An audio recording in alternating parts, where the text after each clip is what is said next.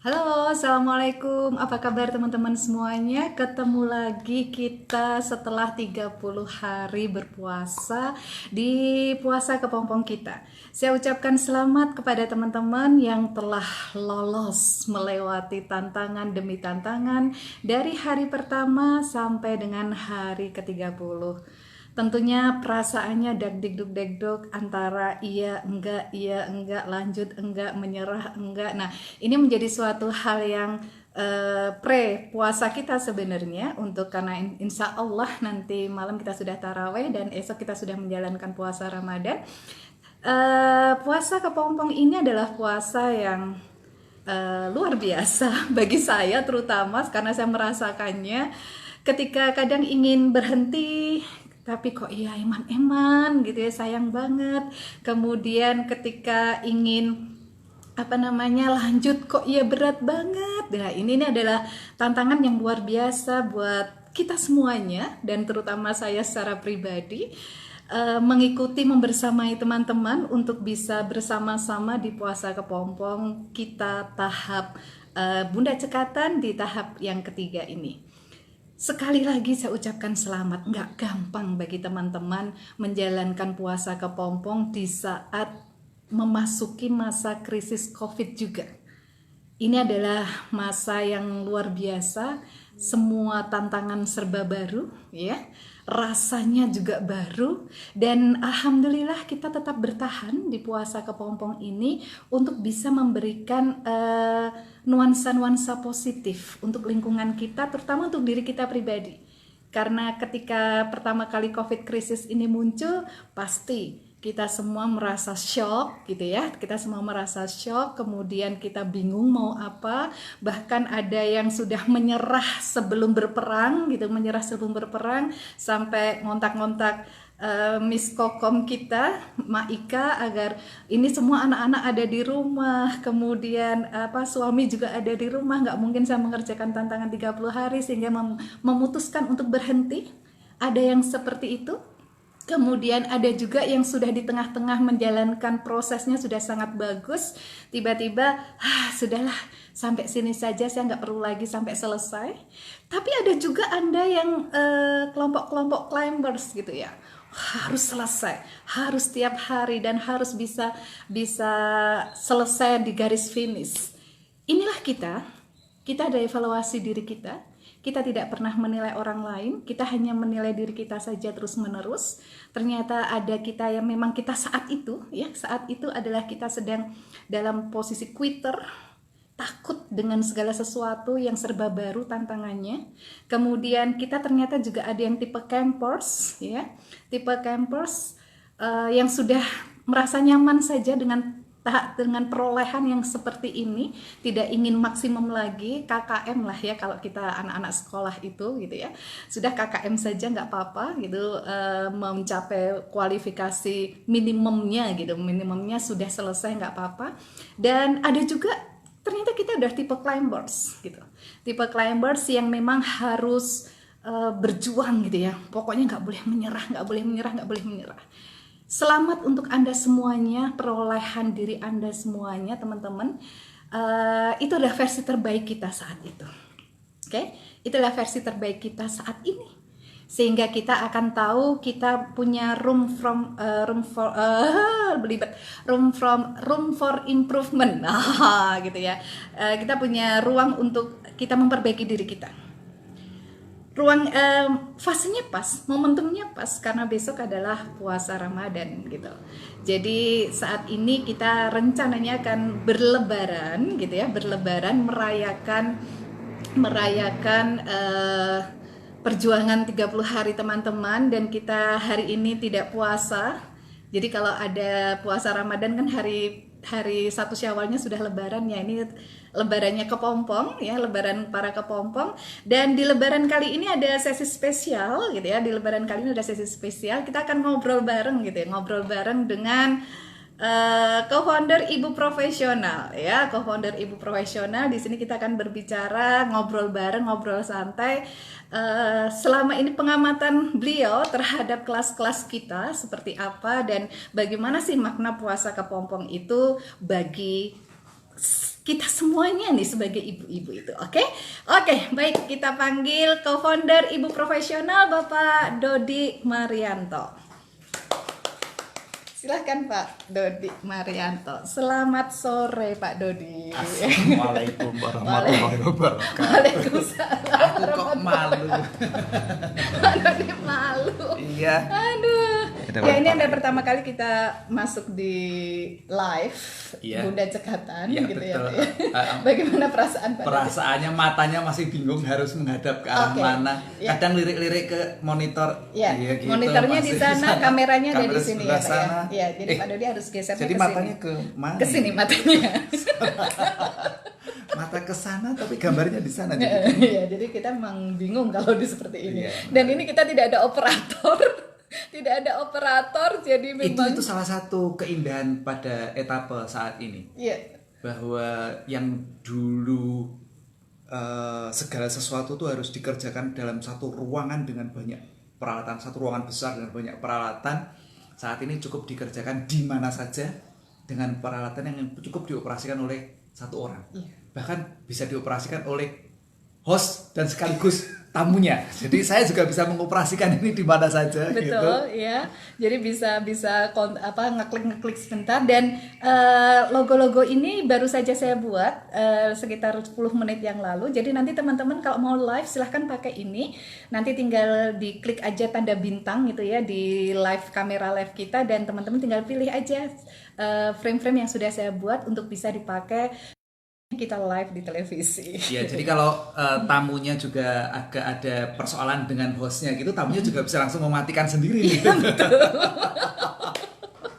Iya. Indah sekali. Aduh, ini seru banget ini sekarang ya. Apa yang mesti? Iya, gini Pak Dodi, ini ibu-ibu ini udah keren-keren banget Pak Dodi. 30 hari sudah melewati fase gitu ya, fase dari telur-telur awalnya diajak bermain menjadi sebuah telur-telur, kemudian jadi ulat-ulat. Terus sekarang masuk ke pompong. Di kepompong ini kita bener-bener puasa, nggak ketemuan, kita kangen-kangenan ini hari ini. Kita nggak ketemuan, biasanya seminggu sekali ketemuan nih bener-bener kayak semedi gitu. Semedi sendiri, nggak usah ada teman juga nggak apa-apa. Yang penting kita melihat. Nah, ternyata juga banyak sekali yang lolos gitu. Lolos dari puasanya. Nah, menurut Pak Dodi, melihat proses teman-teman berproses sangat keras, apalagi di tengah krisis kayak gini ya Pak Dodi ya. Nah itu bagaimana menurut sudut pandang dari Pak Dodi sebagai co-founder Ibu Profesional sekaligus sebagai suami gitu ya, karena melihat Suami siapa ya? Suami host.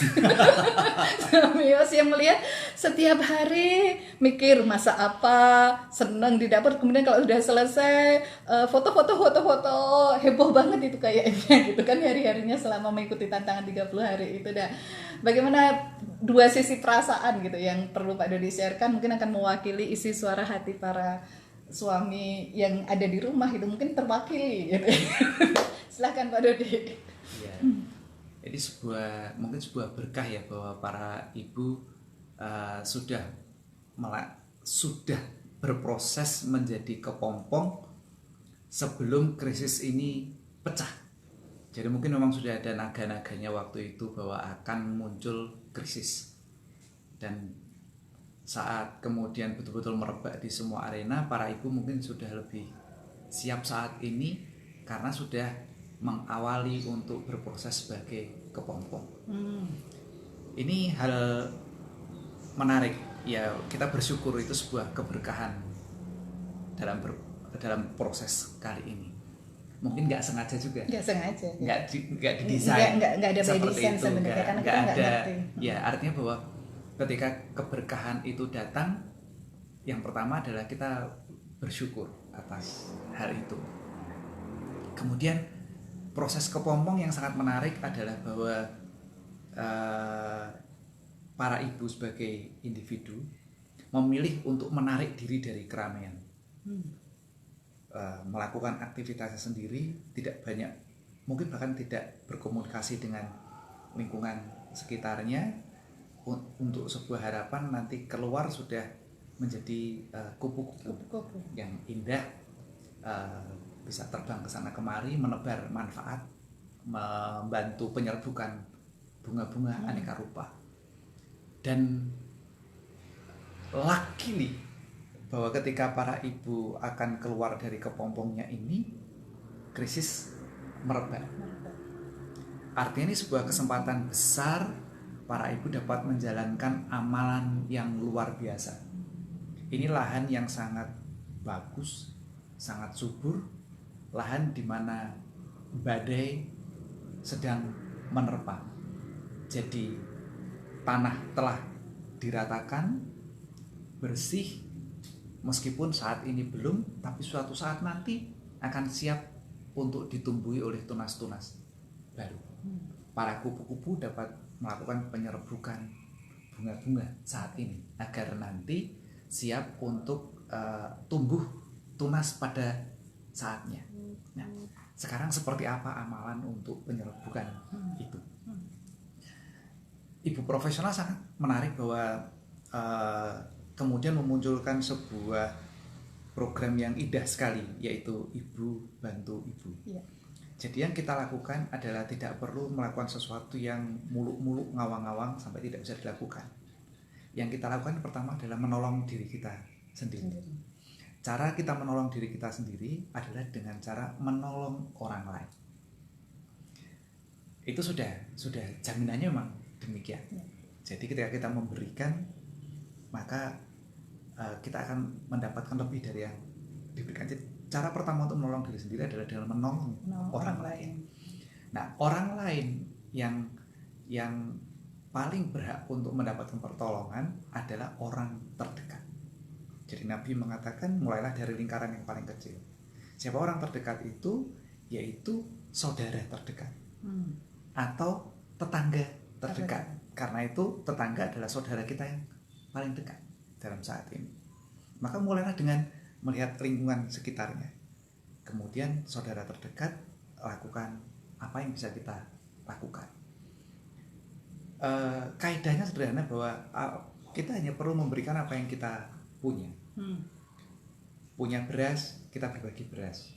Syukur-syukur daripada masak hanya berempat, sedangkan dandangnya itu, kukusannya cukup untuk berenam, kenapa tidak sekalian masak untuk berenam? Banyak gitu ya. Toh apinya yang diperlukan sama, gasnya sama, hanya memerlukan bahwa kita menambahkan jumlah beras yang ditambah.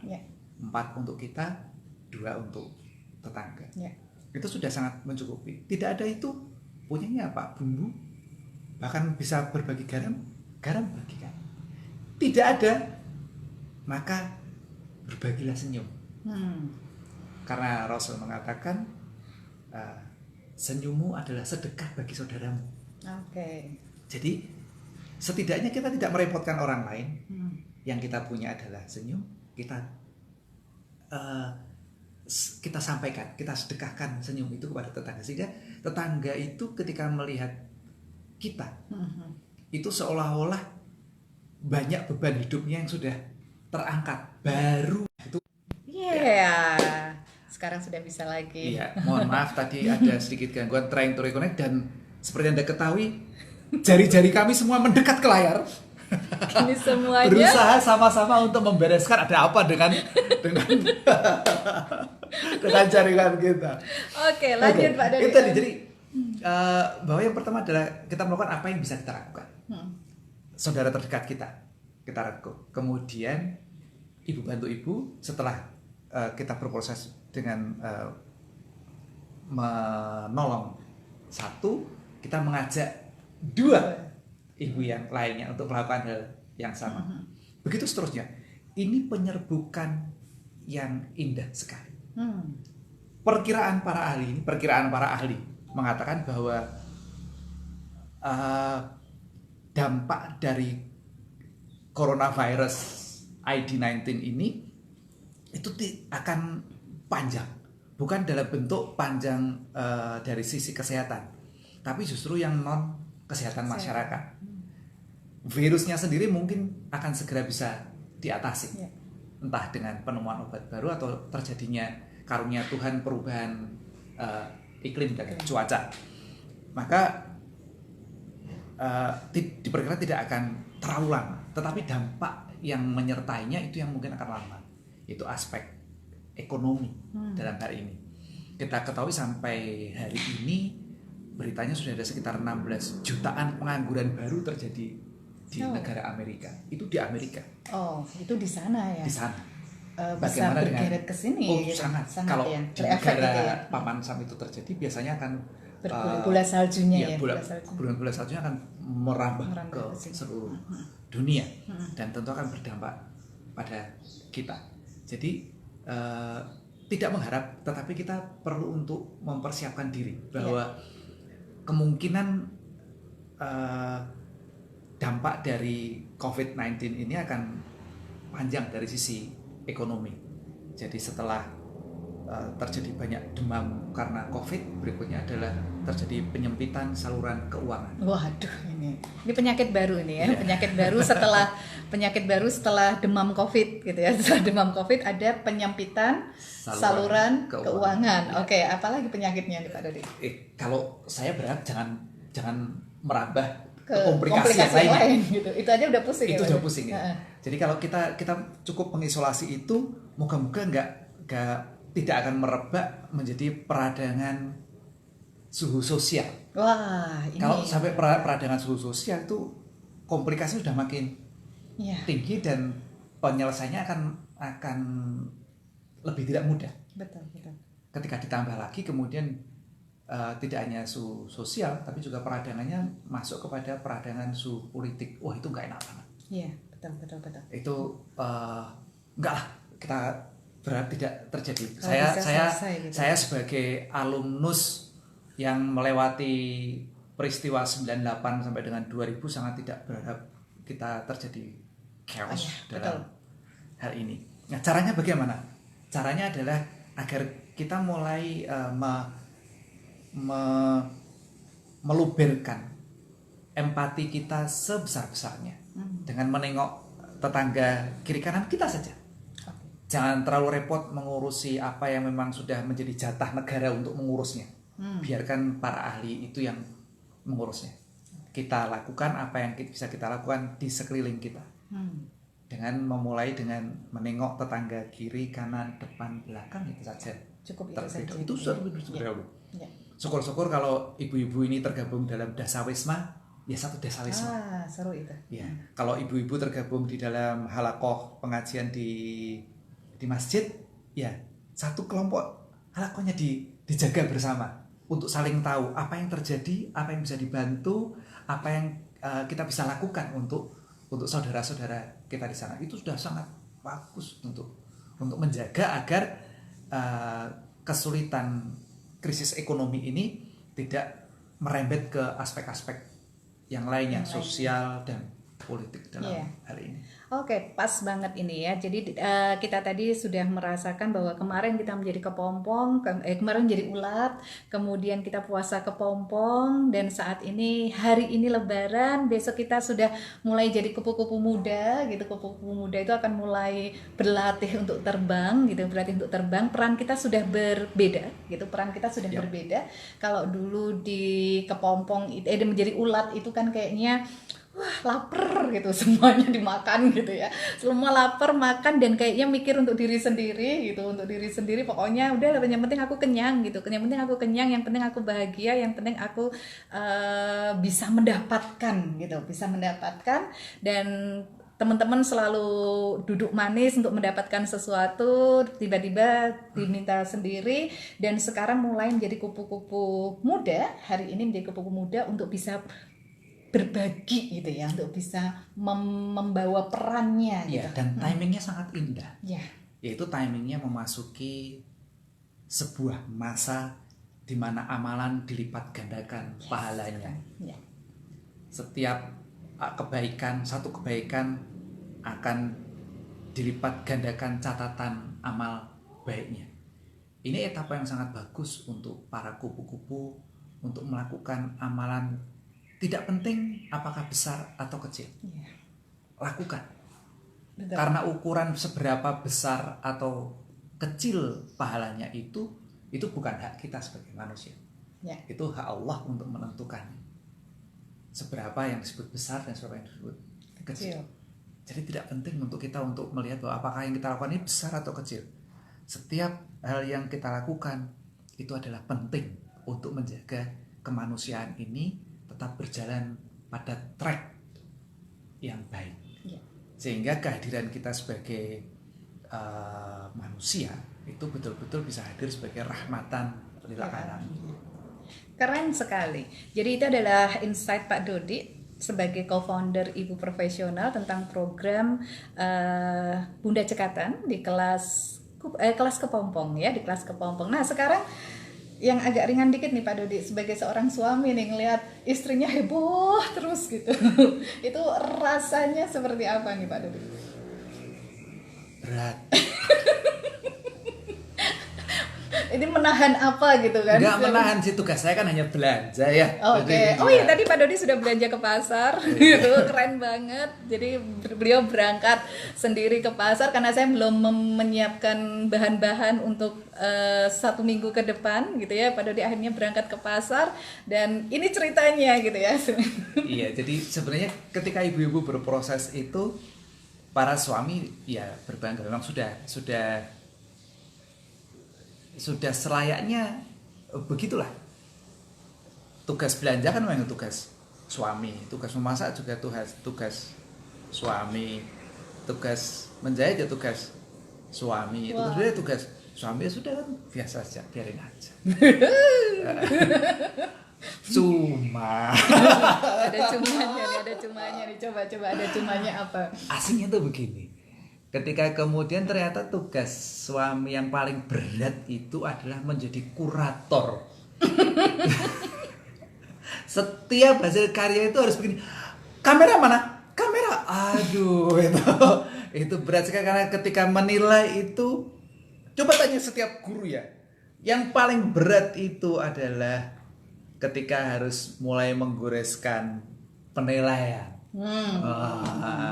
Emang Pak Dodi menilai gitu hasil yang ada di depan matanya gitu. Iya, itu berat sekali. Kita harus ditahan dengan sebuah pertanyaan awal. Para suami harus belajar untuk membuat pertanyaan awal, yaitu ini mau yang sejujurnya atau yang ingin kamu dengarkan. Nah, gitu.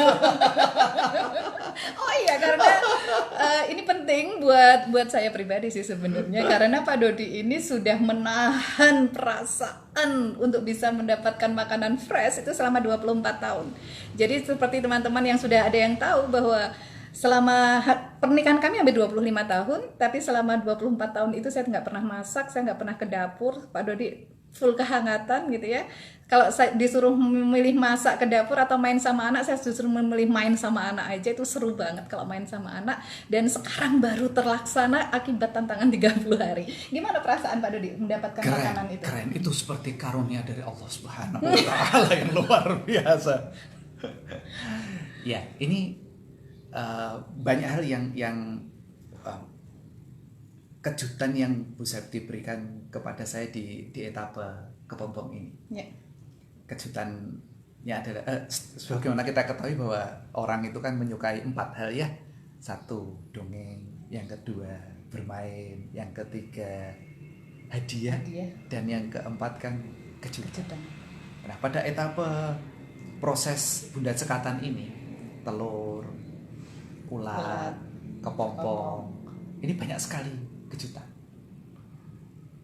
Hal itu Bunda perlu belajar untuk mengolah yang namanya kejutan nantinya. Bahwa kejutan itu artinya hanya didapat sesekali. Kalau sudah menjadi rutinitas, maka itu tidak lagi menjadi sebuah kejutan. Ya. Jadi etapa yang menggembirakan adalah ketika sesuatu itu senantiasa menjadi sebuah kejutan. Lalu ketika kejutan itu ternyata juga berwujud sebagai hadiah, maka double. Kebahagiaannya Kebahagiaannya double ya. double. Nah, kali ini Bunda itu memberikan kejutan dan sekaligus hadiah untuk saya, karena memang Ini agak kesini deh Pak Dodi. sebagai anak dari ibu saya loh, ya jelas anak dari ibu saya ya. Oh iya, ibunya Pak Dodi itu keren banget gitu ya. Yang memang tangannya itu sudah turunan. Sudah enak. Masak apa Masak aja apa itu saja, pada dicemplungin enak apa banget saja, gitu. berapa jumlahnya, hasilnya Enak. pasti enak Iya. gitu. Itu Saya mengakuinya. Betul. anugerah sekaligus sebuah tantangan menarik. Dan ketika ketemu dengan Bu Septi yang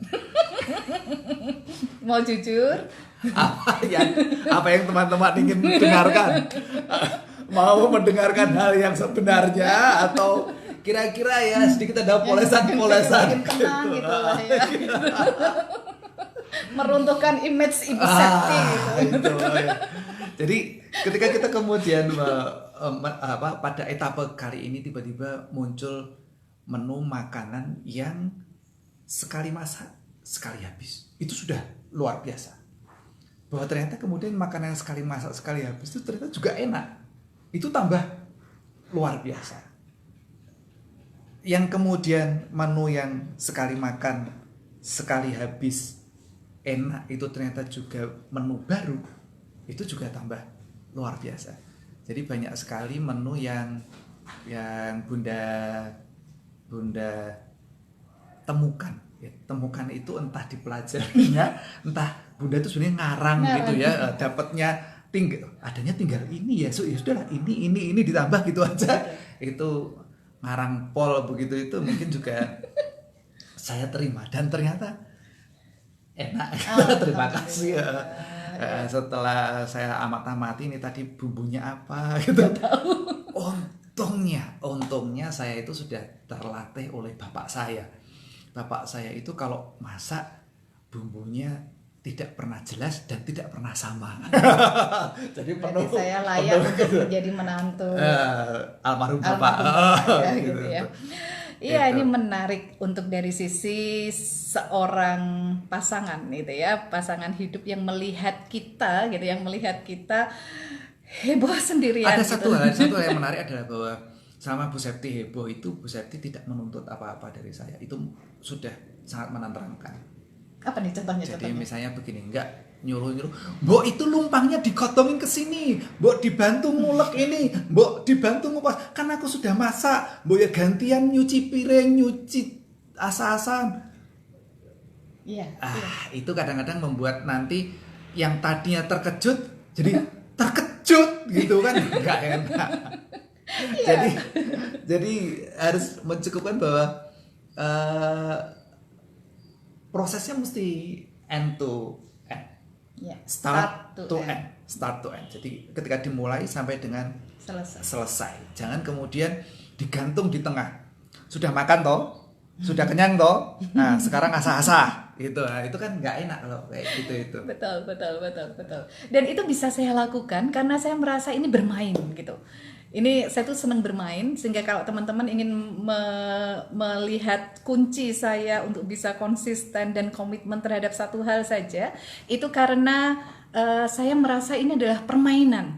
Permainan itu saya nggak peduli orang lain mau ikut apa enggak, itu saya nggak peduli. Orang lain mau gabung atau enggak, saya nggak peduli. Yang penting bahwa saya permain itu dari mulai awal racik-racik sampai singnya itu bersih lagi, itu adalah sebuah permainan yang saya udah tetot gitu selesai gitu ya. Itu adalah senang sekali dengan proses yang seperti itu. Nah, ini satu lagi nih Pak Dodi yang satu satu lagi.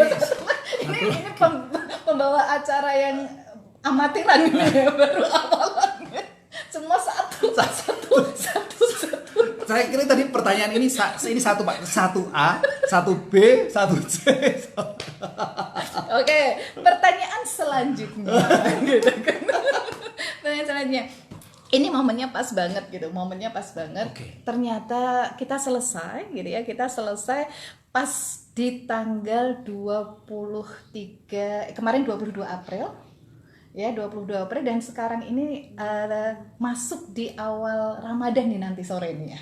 Awal Ramadan kita pas banget. Nah, ini urusannya adalah urusan komitmen sama konsistensi sebenarnya nih Pak Dodi ya. Karena kita habis puasa 30 hari, tentang kalau saya mengambil puasa tantangannya dari tentang masak, kemudian dapur bersih dan sebagainya, urusan tentang dapur lah ya.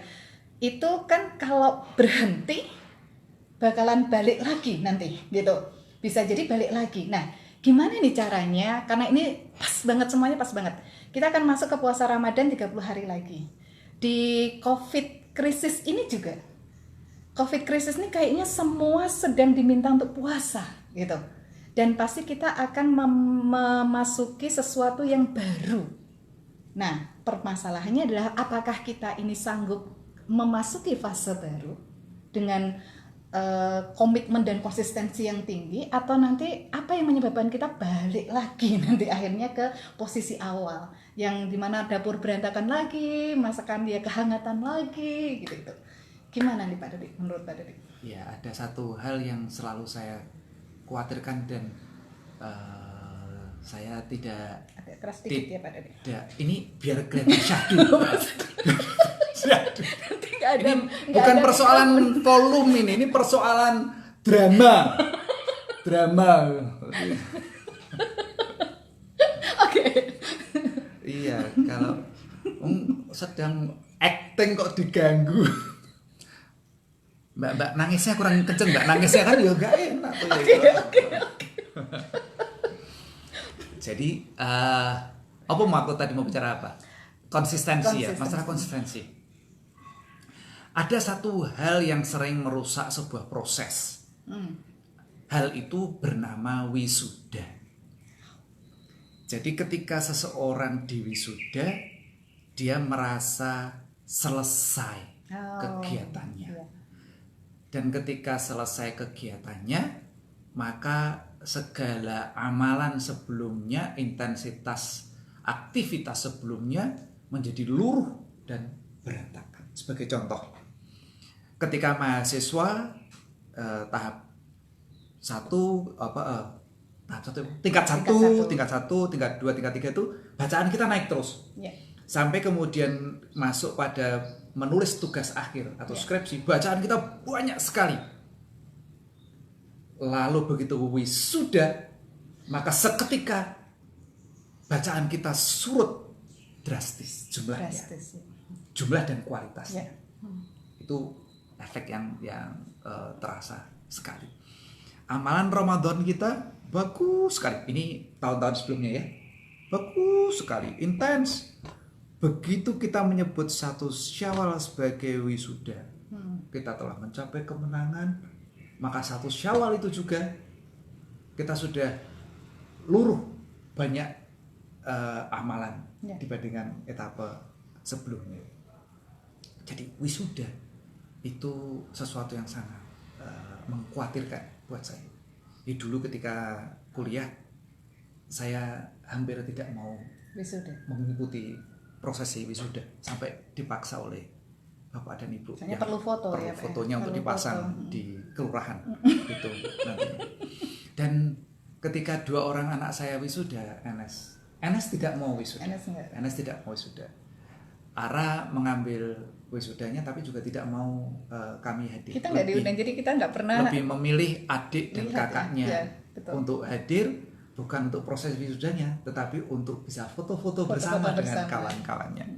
Sehingga kami tidak belajar, kami berusaha untuk tidak terganggu dengan kata wisuda.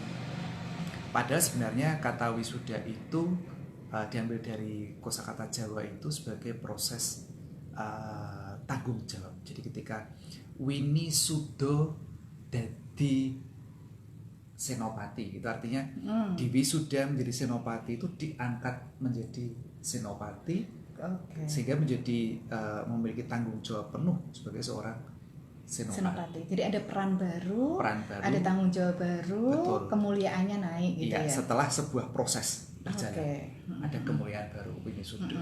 Nah, ketika mahasiswa yang terjadi, ketika kemudian wisuda jadi apa? Tidak jelas. Kan Wini Sudo jadi senopati, di wisuda menjadi senopati, menjadi panglima. Buat yang nggak bisa, yang tidak berbahasa Jawa, Wini Sudo jadi senopati itu adalah di wisuda jadi panglima, gitu ya, menjadi panglima. Itu jelas. Nah, ketika mahasiswa wisuda apa? Di wisuda menjadi pengangguran. Gitu kan? Iya kan, satu hari setelah wisuda itu statusnya pengangguran ya. Yang tugas aktivitasnya hanyalah ngetik dan ke Kirim kantor lamaran. pos. Itu kalau Pak Dodi kan ya. Kayaknya. Ngetik ke Iya. kantor pos Iya, gitu. nggak perlu diperjelas lah ya. Iya. Kalau saya ngetik ke KUA gitu. Oh iya. Oke.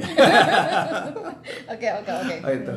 Jadi etapa kita itu. Maka kemudian teman-teman sekalian bahwa ketika sekarang teman-teman berproses selesai kepompong ini, itu bukanlah selesai menjadi kepompong. Jadi teman-teman sedang memulai menjadi kupu-kupu muda. Jadi Winnie sudah Dadi dadi kupu-kupu. Oh, Gitu. oke. Jadi teman-teman tidak sedang selesai menjadi ulat, Ya. tapi teman-teman sedang menjadi kepompong hari pertama. Oke. Ketika kepompong kemudian selesai, teman-teman Winnie sudah dadi kupu-kupu. Dewi sudah menjadi kupu-kupu.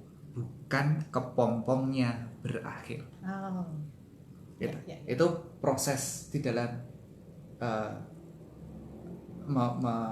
mindset, ya, Mindset. pola pikir dalam hal ini. Bagaimana dengan tindakan, pengalaman kami, saya dan mungkin juga Septi ini, saya mengatasnamakan istri saya sebagai kepala keluarga. Itu Istrinya namanya siapa tadi?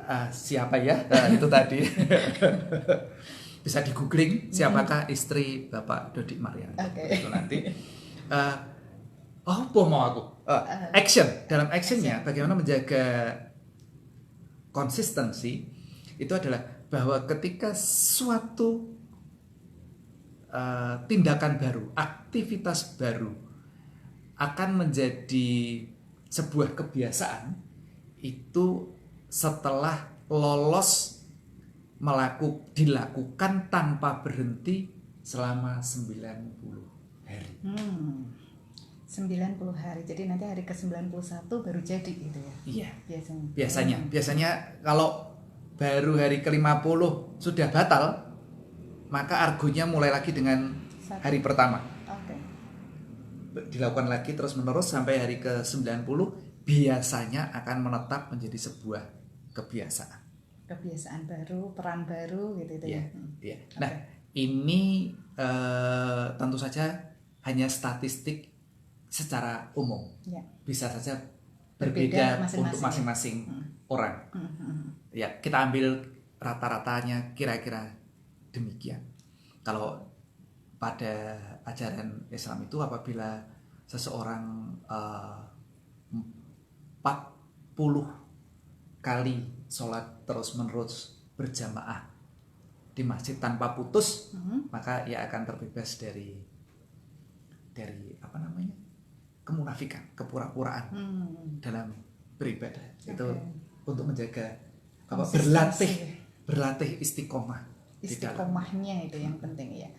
Ya, menarik sekali ini. Jadi teman-teman akan bisa berproses saat ini di wisuda. Kita selebrasi hari ini adalah selebrasi bukan berhenti menjadi kepompong, tapi selebrasi untuk merayakan nanti menjadi hari pertama sebagai seorang kupu-kupu muda gitu.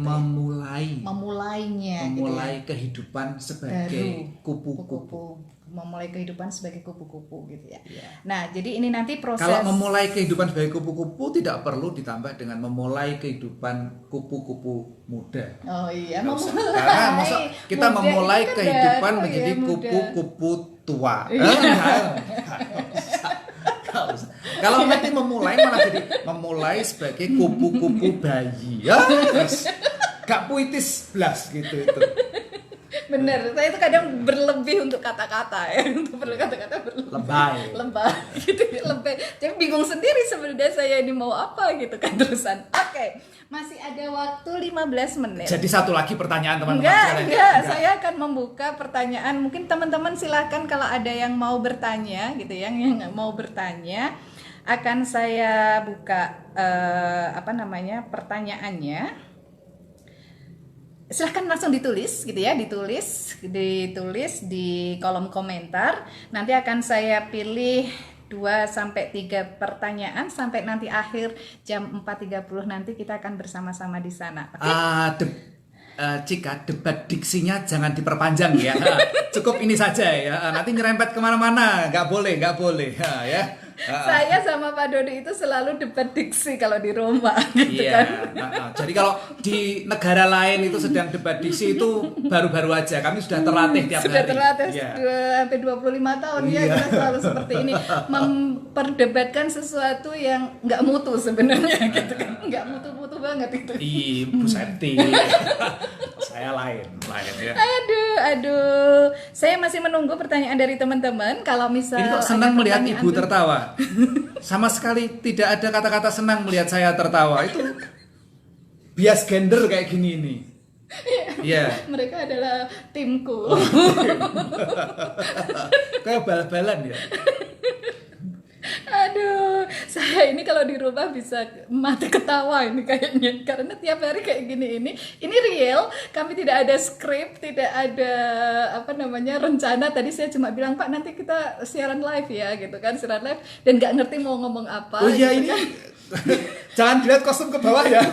Di sini aja ya. Kostumnya ya ini aja nih tadi Iya. kostum yang dipakai untuk ke pasar gitu. Enggak lah, udah ganti. Udah ganti kan habis ke pasar mandi ganti. Oke, saya tunggu teman-teman ya. Saya tunggu teman-teman yang mau tanya apa aja boleh. Mumpung ada Pak Dodi, karena tidak setiap saat Pak Dodi masuk di kelas Bunda Cekatan ya. Masuk di kelas Bunda Cekatan, Anda boleh bertanya. Ini kan Lebaran, silahkan dicip-cipin dulu makanan-makanannya yang ada di situ. Pak sabar ya, betul. Alhamdulillah ya, syukurillah. Iya. Pak sabar. Terima kasih Bunda. Ini dari Mbak Siwi nih saya gitu. Karena ada hubungannya dengan suaminya gitu ya. Pak, lah kok podo sama kata Mas Era pagi tadi. Tantangannya ditambah 60 hari agar bisa menjadi kebiasaan. Buku nes yang dibaca sama iki mesti. Pak Dodi baca apa sih Pak sebenarnya Pak? Lu tanya Suruh suaminya nambah. aja. Sama mungkin bisa langsung tanya sama suaminya. Ini Pak Era ini ternyata baru aja istrinya selesai, Mbak Siwi selesai suruh nambah lagi gitu kan. Gitu. Bacaannya sama. Bacanya mungkin ya, sama. tinggal tanya sama Mas Era gitu. Dodi nggak pernah baca ya.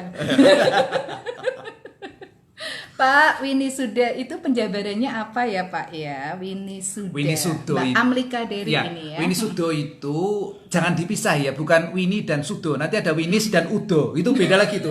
Ya. Wes udah. Wes, Winnie Suda. Wisudo itu dari Wisudo. Ada sisipan in itu untuk menunjukkan menjadi kata kerja.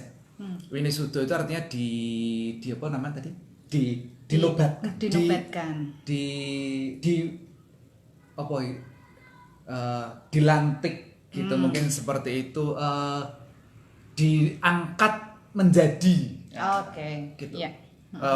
Prosesnya adalah selalu perubahannya naik. Oke. Jadi tidak ada Winisudo yang turun Oke. gitu ya. Nggak ada Winnie Sudo yang turun ya. Nggak ada. Itu selalu prosesnya Naik ya. naik. Ya.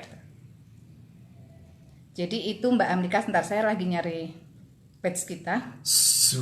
Oh, nggak boleh. Tidak boleh. Apa? Ada icon. Nadanya. Ada icon-iconnya ya. Nah, ini dia. Sudah ya Mbak Amlika ya? Sudah. Mudah-mudahan. Itu dia ada pertanyaan. Paham. Oke. Pak Dodi, suami saya pernah ketemu. Sebelumnya. Oh, sebelumnya. Sebelumnya sebentar. Itu habis itu tadi. Ini dulu deh yang ketemu lah Ya. yang ketemu ya. Dari Mbak Rizky Vikian Kusuma, bagaimana ketika puasa kita lebih banyak badge merah, Pak? Badge merah itu badge paling bawah gitu ya. Ya. Itu. Namun tantangan 30 harinya lolos gitu.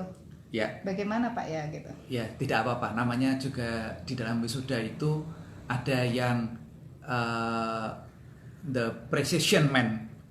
Precision man itu kalau di tempat saya skala 4 IP-nya 2,00. Nah, itu presisi banget tuh lulusnya gitu ya. Presisi. Ya, presisi banget gitu. Itu ada yang gitu dan ada yang cum laude. Ya nggak apa-apa. Artinya setiap orang memiliki performance yang berbeda-beda.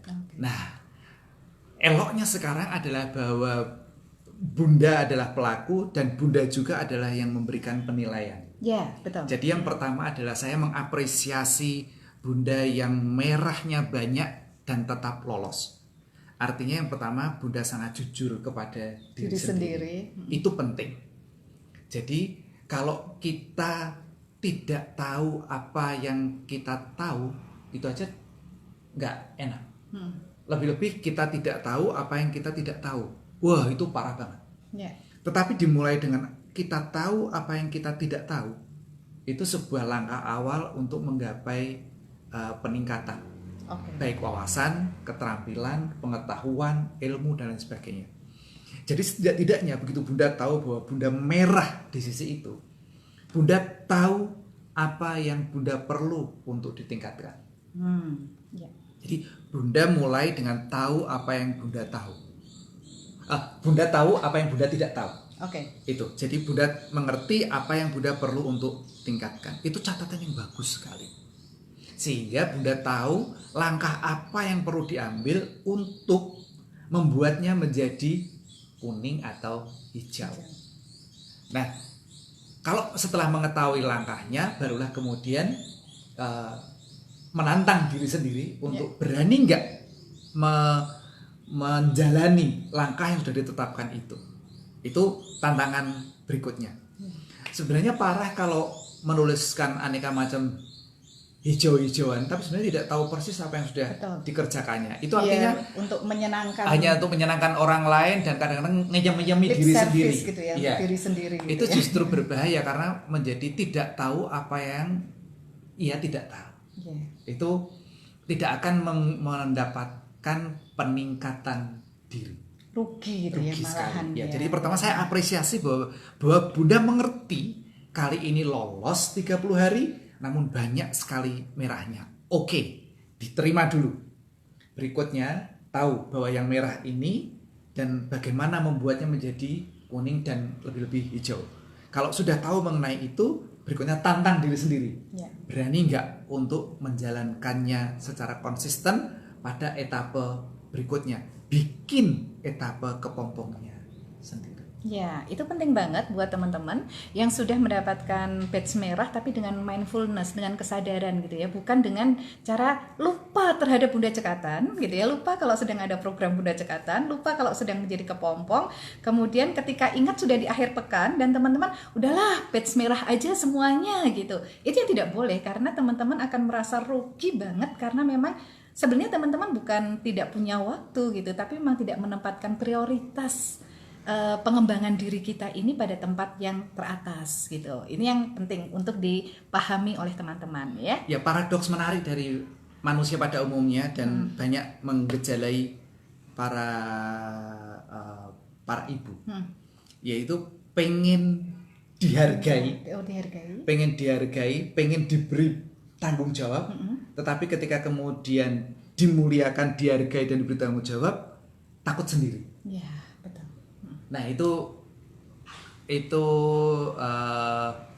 hal yang kita perlu sadari sebagai manusia pada umumnya. Jadi ketika sudah kita bermohon kepada Allah untuk dikaruniai berbagai macam keleluasaan, kesempatan dan begitu didapatkan kesempatan itu kita melarikan diri.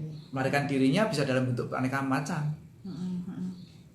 Bisa penolakan itu refusing gitu, jadi denial gitu, lalu bisa juga sebagai neglecting mengabaikan. Nah itu yang kita perlu berhati-hati dan waspada. Jadi kalau ketika berdoa dan doanya dikabulkan, maka terima segala konsekuensi dari doa itu. Tadi kalau Pak Dodi bilang refuse and neglecting itu saya cuma gini-gini aja karena saya emang nggak ngerti itu artinya apa. Denial. Denial gitu ya. Tenang aja, nggak apa-apa gitu ya. Oke, berikutnya dari Mbak Santi gitu. Bu, kalau gagal puasa 30 hari mesti gimana sih?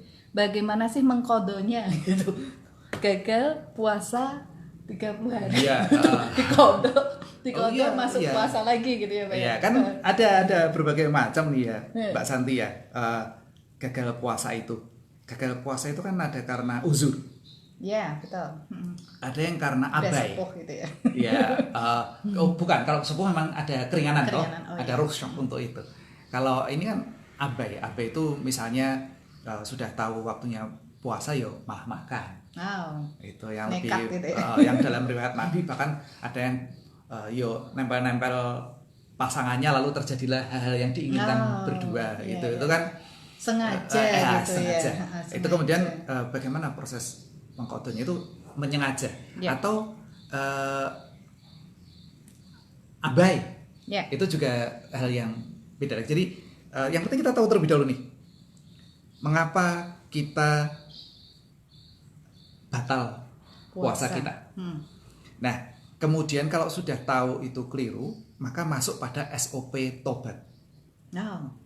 SOP tobat itu kan sederhana ya, yang disampaikan, yang diajarkan di Islam itu bahwa tobat itu pertama mengakui kesalahan, tahu kalau salah, kemudian mengakui kesalahan itu.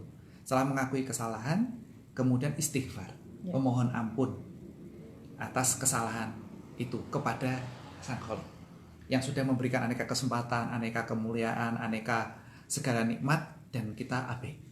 Maka istighfar. Dan apabila itu berkaitan dengan manusia, maka kita meminta maaf, meminta ridho kepada yang bersangkutan. Setelah itu kemudian berjanji untuk tidak mengulanginya lagi. Dan setelah tidak mengulanginya lagi, kemudian melakukan amalan sebanyak-banyaknya dengan harapan ini akan dapat menutup segala lubang akibat kelalaiannya itu dan mendapatkan ampunan dari Allah karenanya. Itu SOP tobatnya berjalan. Jadi ketika kita sudah tahu bahwa oke, ini yang penting adalah dimulai dengan tahu. Karena kalau kita tidak tahu apa yang kita tidak tahu, itu kan repot. Ketika kemudian kita tahu apa yang kita tidak tahu, maka kita bisa memulai proses untuk peningkatan diri. Betul. Ini ada di pelajaran konsep teknologi Mbak Santi ya. Itu di saya mundur nih kalau kayak gini nih. Setelah lulus TPB tapi ya, setelah lulus TPB. Iya, itu tadi adalah proses ketika kita ternyata puasa kita, merasa kita sudah nggak puas gitu ya, nggak puas dengan puasa kita. Teman-teman bisa melakukan puasa lagi, mengqadha lagi, tidak harus dalam bersama-sama kelas Bunda Cekatan, tapi dengan diri Anda sendiri, komitmen dengan diri Anda sendiri itu jauh lebih keren banget dibandingkan kita ini bersama-sama kan biar dapat semangatnya gitu ya Pak. Oh iya, ya. Seneng banget. Salah satu yang menarik adalah bahwa makan berjamaah itu nikmat sekali. Jadi dulu ketika anak-anak itu lagi makan aras-arasan, kayak malas-malesan makan gitu, Bunda ini biasanya segera ngambil nampan, lalu semua nasi yang ada di bakul itu tumplek kayak di nampan itu aja, gitu ya. Semua lauk dimasukkan ke nampan itu saja, kemudian 4 tangan kami itu ngeroyok bersama nampan itu, sudah bisa dipastikan itu pasti ludes itu makanan. Habis itu. Pasti jadi, habis. Ini enaknya berjamaah, puasa berjamaah itu karena banyak temennya gitu kan. Tapi kalau Anda bisa merasakan kesendirian dan bisa terus berproses, wah itu sudah puasa dari segala macam puasa itu tingkatannya udah tinggi banget. Jadi teman-teman belajar. Ini kita belajar terus gitu ya. Masih ada waktu masih 7 menit sebentar. Ya Allah, satu lagi pertanyaan. Sabar dari ya, Mbak Ibu. Farda ini. Waduh, ini dari Mbak Farda. Apa kabar Mbak Farda? Kira-kira kita Mbak Farda, bisa... terima kasih sarungnya sedang saya pakai. Aduh, itu seneng pakai sarung soalnya. Iya. Kira-kira kita bisa menilai diri sebatas sejujur apa tentang kepuasan diri kita ketika lolos kelas kepompong ya Pak ya? Gitu. Tidak bisa. Tidak bisa. Kita tidak akan bisa menilai sebatas jujur apa diri kita. Tidak bisa dan tidak penting untuk seberapa jujur itu. Mau seberapa? Coba. Kalau saya bilang 70%, seberapa itu 70%? 50%, seberapa 50%? Dan tidak untuk dibandingkan dengan yang lain juga. Iya, artinya itu hanya kata-kata yang tidak bermakna apa-apa itu dengan angka-angka yang semacam itu. Nggak usah. Oh, bikin pusing gitu ya Pak. Nah, nanti malah mumet sendiri hanya untuk mengukur-ukur seberapa jujur saya sebenarnya. Empo, ora usah diukur kayak gitu. Enggak bisa diukur. Nah, yang penting adalah kita tahu bahwa kita sudah melakukan apa atau kita belum melakukan apa. Setelah tahu, kita tahu berikutnya kalau begitu saya akan melakukan apa lagi. Nah, itu yang kita lakukan. Jadi nggak usah mengukur-ukur apa yang kita tidak bisa tahu. Bisa tahu persis. Ya, nanti gitu ya. tanya sama suami, susu. Pak Su. Iya, kalau sama suami mas gitu ya. Wah, ning Surabaya kok susu, ngono ya repot nanti ya. Mas, menurutmu Kak, aku ini sudah jujur atau belum? Nanti kalau dijawab belum, marah. Dijawab, kamu tuh udah jujur kok, Ma. Kamu tuh hanya manis-manis dikata aja. Lu nggak ada benernya, nanti malah repot sendiri Malah kita jadi heboh sendiri. Oh gitu. iya, Makanya nggak usah heboh banget gitu ya. Oke, ini dari Mbak Holly Umu Alfa. Selama 30 hari hanya satu yang bisa konsisten saya lakukan. Rencana ingin berpuasa beberapa hal. Apakah itu bisa dikatakan efektif, Pak? Gitu. Hanya bisa satu yang konsisten, satu hal itu, satu hal. Satu hal selama 30 hari. Iya, Kalau satu hal selama 30 hari itu bagus. Tapi kalau hanya satu hal dari 30 hal yang lain, satu hari gitu, cuma satu hari konsisten, 29 harinya nggak konsisten, itu nggak oke gitu ya. Oke. Jadi sebenarnya kita tidak kita itu memerlukan hanya perlu sedikit hal saja untuk dilakukan dengan konsisten, itu sudah sangat bagus. Jadi konon sebenarnya dari aneka macam hal yang kita pelajari selama ini, kita tuh hanya memerlukan satu hal yang kita tekuni dengan sungguh-sungguh, dan itu sudah bisa untuk bekal hidup kita. Jadi satu tapi dilakukan dengan sungguh-sungguh itu sudah sangat luar biasa. Sesuai dengan kapasitas saya. Terus bagaimana ketika seorang badui itu datang pada Rasulullah, ya Rasul, aku ingin bertanya padamu tentang Islam itu apa sebenarnya, tapi tolong jangan kasih tahu aku yang rumit-rumit karena aku itu bodoh. Oke. Jadi orang tahu posisinya. Nanti kalau kamu kasih apa yang kamu ajarkan pada Abu Dzar, pusinglah aku. Kalau kamu beritahu aku yang kamu ajarkan pada Salman Al Farisi, pusing aku nanti. Kalau kamu ajarkan seperti kamu ajarkan pada Abu Bakar, pusing aku nanti. Nah, sudah aneka macam pusing gitu. Jadi ajari aku Islam tapi yang gampang aja gitu. Nah, Rasul hanya menyebut satu hal, yaitu ucapkanlah la ilaha illallah, kemudian istiqomahlah kamu. Gitu. Istiqomah. Jadi satu hal dan kita istiqomah. Iya.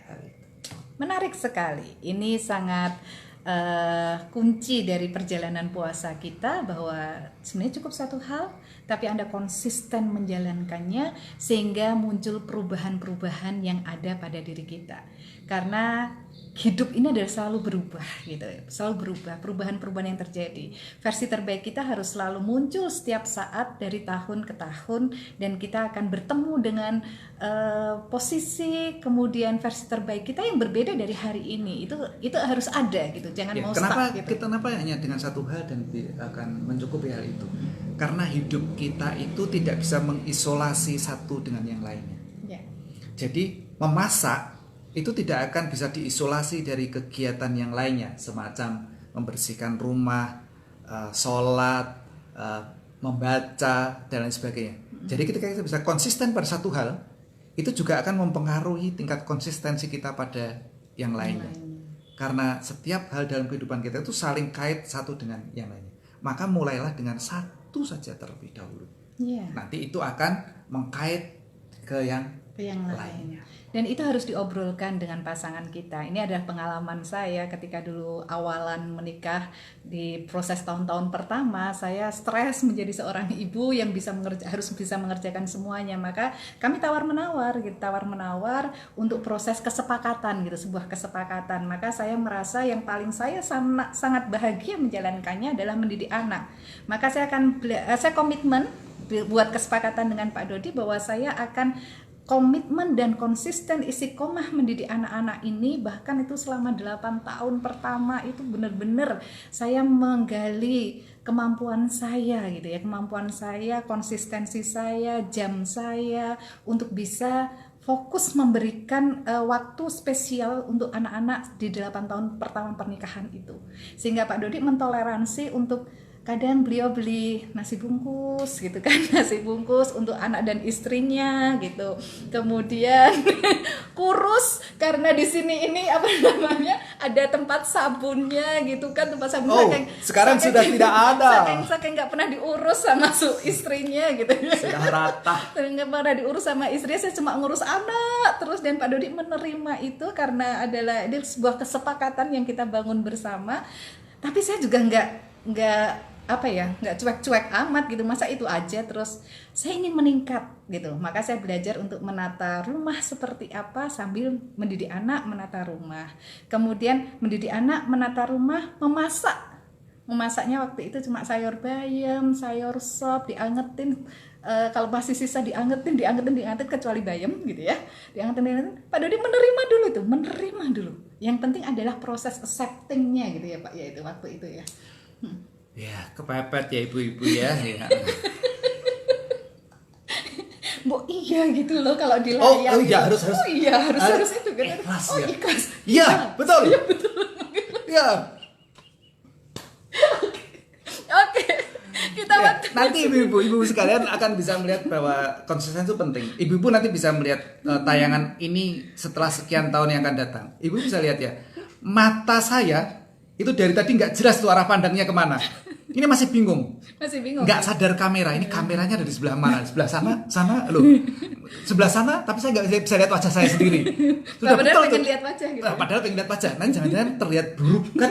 Nggak enak tuh ya. Sudah tampil kok terlihat nggak cakep gitu kan? Aduh, berat itu kayak gitu. Berat sekali gitu. Nah, ini masih akan bingung. Coba perhatikan. Mata Bu Septi sudah lebih bagus. Sudah bisa menatap ke arah yang lebih benar. Jam terbang tidak bisa berbohong. Gitu. Saya baru sekali ini berada di depan kamera. Jadi Bu Septi tiap hari di depan kamera. Bayangkan ibu sekalian. Gitu. Jadi memang ada faktor jam terbang tidak akan pernah bohong. Maka yang perlu kita lakukan adalah terus bergerak. Tambah jam terbangnya. Jangan mudah putus asa. Kesempurnaan itu ada pada ketidaksempurnaan yang kita jalani. Kesempurnaan ada pada ketidaksempurnaan. Yes, catat itu ya. The Okay. perfection is inside the imperfection. Nah, yang ini saya harus menghafalkan teman-teman. Jadi nanti saya akan berbicara seperti ini 3 bulan lagi. Oke? Terima kasih Pak Dodi. Terima kasih Pak Dodi, dan saya minta tolong Pak Dodi, ada kertas bunda cekatan ada di situ Pak Dodi. Gitu. Iya, ini ada di kulkas, ada kertas bunda cekatan, ini jadwal saya. Apakah ada yang memotret ini tadi? Iya. Tolong Pak Dodi gitu. Tetap di sini saja Pak Dodi. Siap, Ya. Bu Septi. Jadi teman-teman, terima kasih untuk atensinya selama 1 jam lebih beberapa menit. Ini mohon maaf karena saya akan mengumumkan sesuatu lebih 3 menit ya. Ini event lebaran kita. Terima kasih untuk sudah datang di event lebaran kita. Selamat lebaran, dan kita akan memasuki proses yang baru nanti. Tanggal 23 sampai dengan 25 April nanti gitu ya. Hari ini sampai dengan 25 April teman-teman akan saatnya mengumpulkan jurnal mingguan tahap keempat ya, jurnal mingguan tahap keempat. Kemudian tanggal 25 April nanti kita akan bagi-bagi batch ya. Tunggu aja bagi-bagi batchnya. Tanggal 26 sampai dengan 29 April nanti ada aliran rasa ya, teman-teman mengalirkan rasa. Dan tanggal 29 April kita masuk tahap baru, yaitu tahap kupu-kupu ya. Kita akan masuk tahap kupu-kupu. Kemudian saya akan ucapkan selamat kepada 198 mahasiswi Bunda Cekatan di kelas kepompong yang berhasil konsisten selama 30 hari berturut-turut. Yo, keren banget ya, dari 1.600 loh.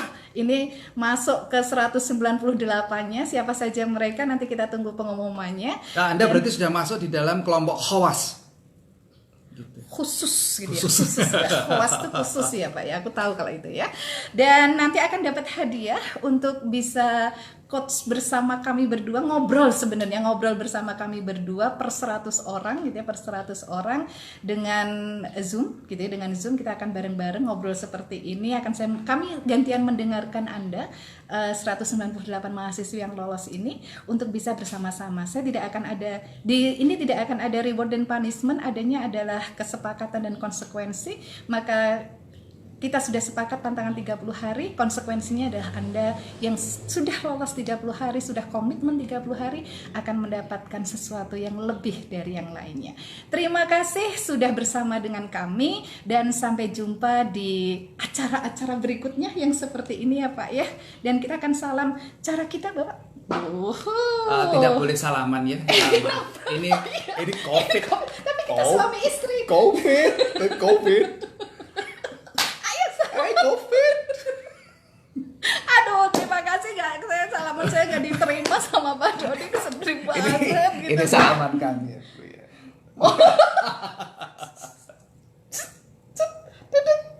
Oke, terima kasih. Assalamualaikum warahmatullahi wabarakatuh.